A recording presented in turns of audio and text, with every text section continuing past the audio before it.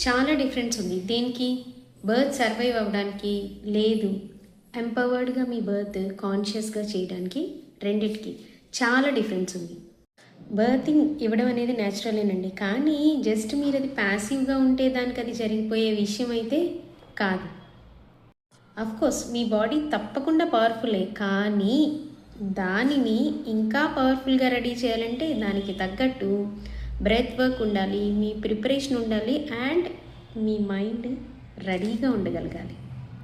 మీరే అన్‌ప్రిపేర్డ్‌గా వెళ్తే pains increase అయ్యేసరికి మేబీ మీరు కంగారుగా, పానిక్‌గా ఫీల్ అవ్వచ్చు. లేదా అసలు బ్రీత్ తీసుకోవడం ఆపేసి చాలామంది షార్ట్ బ్రీత్ ఇలా అంటూ ఉంటారు. అలా అయిపోయారనుకోండి, అస్సలు మనం అనుకున్న పని అవ్వదు. మీరు చాలా రిలాక్స్డ్‌గా ఉండాలి. అది మీరు అప్పుడు మర్చిపోతారు అన్‌ప్రిపేర్డ్‌గా వస్తే.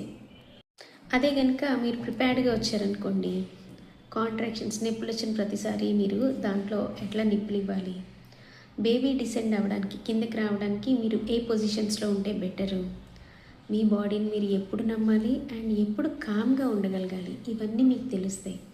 సో ప్రిపేర్డ్గా ఉంటే ఎంత బాగుంది వినడానికి కూడా, సో చేస్తే ఇంకా బాగుంటుంది. సో ఇలాంటి మరిన్ని విషయాల కోసం please do follow me for more such things. And me friends ఎవరైనా ప్రెగ్నెన్సీతో ఉంటే తప్పకుండా షేర్ చేయండి. మీరే కనుక ప్రెగ్నెంట్ అయితే సేవ్ చేసుకోండి, తర్వాతకి చాలా యూస్ అవుతుంది. అండ్ ఆన్లైన్ క్లాసెస్ కోసం ప్లీజ్ డూ కాంటాక్ట్ మీ.